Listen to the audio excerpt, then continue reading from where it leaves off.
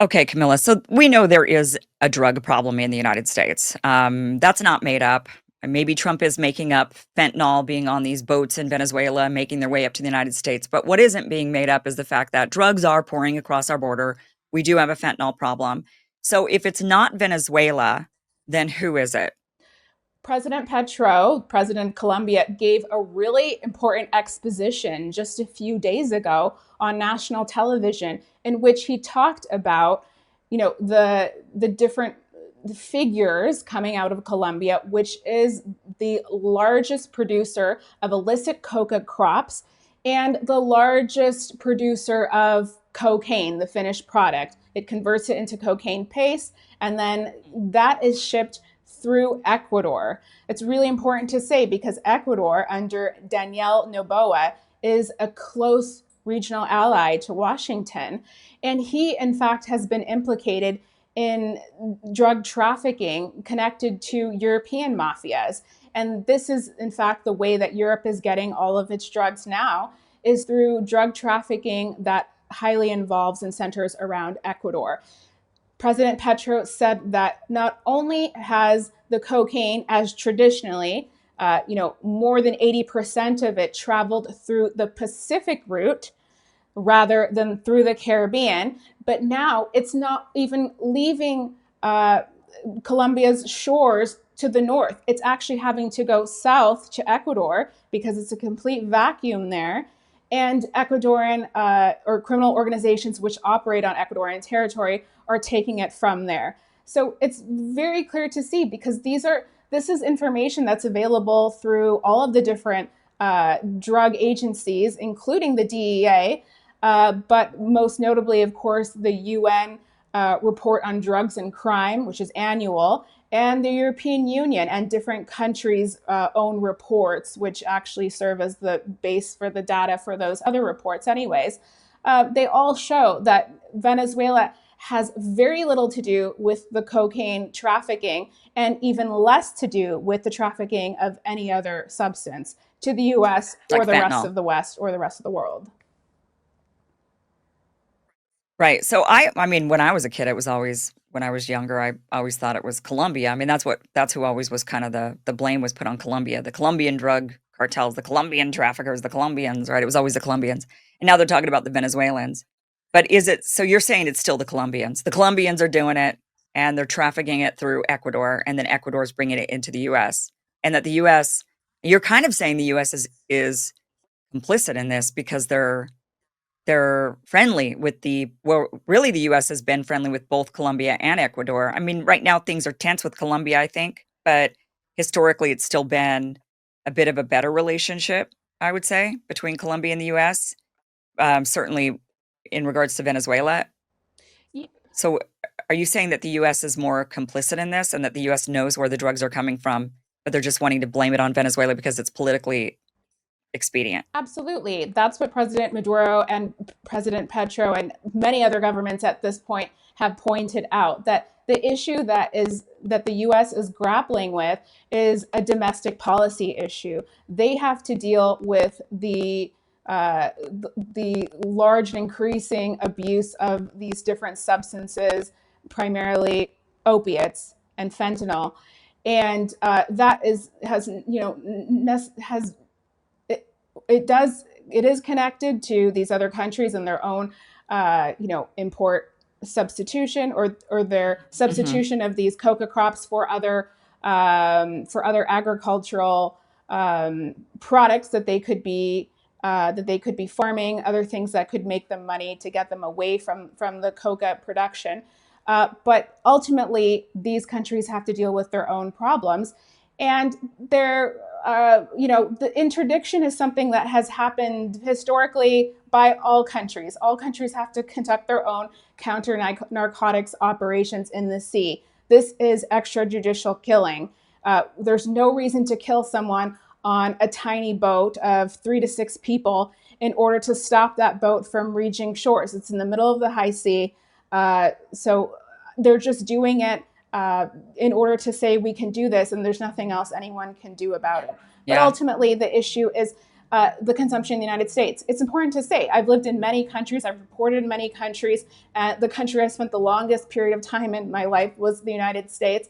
And the United States is the only country where you see people so visibly on drugs in the street everywhere you go, particularly in downtown centers. And, the level of homelessness and all of this. It's like I've lived and spent a lot of time in even poor, underdeveloped countries that don't have this level of social problems. So it's really it's hard to make sense of why these sort of social problems exist on this level, but they don't exist in other places. And the third country which produces illicit coca is Bolivia. First being Colombia, second Peru, and third Bolivia. And in Bolivia, you don't see people using cocaine or crack, a derivative. You don't. That doesn't exist. People are not just using drugs out in the open, or people who are living in poverty don't fall to drug or substance abuse in that way. And so it's just, it doesn't really make sense. Why is it that the countries that don't even produce these substances are the ones that are using it more and more every year? And there's another UN report that comes out. It came out a few years ago. It's not one of the annual ones, but it's the cocaine report. And they have said that these global north countries are using increasingly cocaine. And so it's it's a huge problem, and they can't. There's no way that anybody, no matter what they want to say about incriminating things they want to try to impose on Venezuela, that would make sense. It just doesn't add up. It's not in any of the reports, and it's not going to Right. take them very far, at least in public opinion. It looks like Mexico is the primary source of illicit fentanyl entering the United States, which, I mean, makes sense. Mexican borders right there, so that's where it really has to ultimately funnel through, but it looks like it's the Mexican cartels that are manufacturing and trafficking the drugs, so they're not even really getting it in from other parts of Latin America. So like you said, cocaine is coming from Colombia mostly. Maybe they're trafficking it through other countries, but the cocaine is coming from Colombia, and the fentanyl is coming from Mexico. And you're right, ultimately, at the end of the day, it's US consumption that is the problem, US consumers. I can understand why people in poor countries are not using drugs. They're poor. They don't have the money to buy drugs. So even Actually, it though costs less here you would there. In, think, in, in, in countries that have smaller economies and people have lower income mhm, levels, the drugs actually cost less. So it's really not about that. There's something else going on in the US, which is a deep societal problem that exists there that leads people to go in this direction when they have problems. But ultimately, I think it's really yeah, important to say that this is not about drugs, anyways. It's not about the fight against narco trafficking. It is. It has to do with obviously trying to overthrow the government of Venezuela. And we're hearing more right, and more of right. this when you listen to Trump's allies speak in the media or in Congress or what have you, because they're actually saying that Venezuela is the kingpin when it comes to the ALBA countries, when it comes to socialism, when it comes to forming these counter hegemonic blocs in the global south and south-south cooperation. Venezuela is one of the heads of that. And they're saying if we want to topple Cuba, if we want to topple the government in Nicaragua, if we want to topple all the leftist governments of the region, we have to go for Venezuela first. So it's really obvious that it has nothing to do with this, drug interdiction, whatever that they've been trying to construct for a really long time. It has to do with them trying to flip all of the governments of the region. And quite frankly, they don't care at what cost that comes. They're going to create large conflicts in the region. They would like to destroy these countries and see them uh, end up the way Libya and Syria have ended up, in recent years. And that's essentially what would happen. This is a country that has been ruled for so long by Chavismo, and these are people who are not going to just give in to the U.S. plopping down another leader. So the way in which they tried to do with Guaido. And so ultimately, they're in for a long fight if they do try to wage a direct attack. Yeah. No, you're right. A lot of it is. ideological. I mean, it's just a socialism versus capitalism, just like what the U.S. did for years, waging various different proxy wars all around the world to stop communism, right? It's the same, it's an ideological motivation. And all it ends up with is just destruction everywhere. I mean, the US did not win any of those ideological battles when it came to communism versus capitalism. We just killed a lot of people, went to a lot of wars, went into a Cold War with Russia. I mean, it was just terrible. And we've been doing the same thing in the global South, just going in and saying, we got to stop socialism. And I think people should stop and ask themselves, what does it matter to you? Like, I wish Americans would ask that question to themselves a bit more. Like, what does it matter to you? What the people in Venezuela, what kind of government they like, do you even care really? How does it affect you? Or the people in Nicaragua or the people in Bolivia, like, what does it matter to you? You know, what government they choose, what style of economic system they choose. Like that should be really none of our business, but our government certainly makes it our business and then starts to use these kind of fear mongering, like this is the reason, you know, and it's like, oh, now it's Venezuela that's bringing in all the fentanyl. I thought it was China. You know, last year it was China. Now it's but it's obviously they're just using whatever excuse they can just to rile up people that aren't thinking things through, knowing that they could just emotionally appeal to emotion to all Americans to get them to go along with whatever it is their real agenda is. And they've been aiming for Maduro for a long time.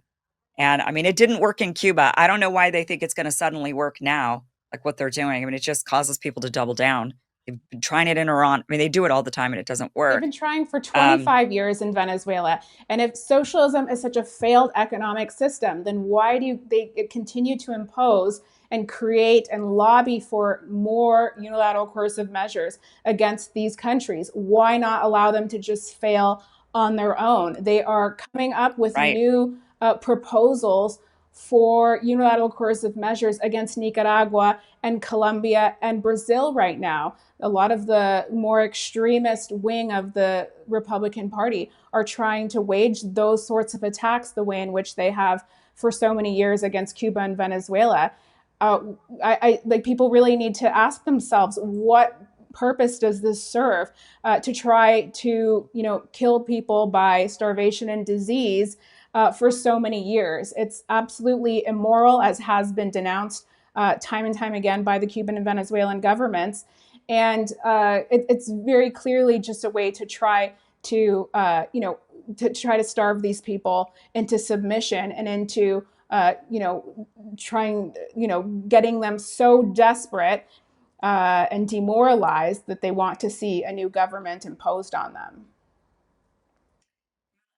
Camila Escalante, thank you so much for being here and giving us some perspective on this and answering some of our questions. Camila is a news correspondent, heavily focused and covering Latin America, Central America. Thank you so much for your insight. We do have a link down below to your Twitter, your X account.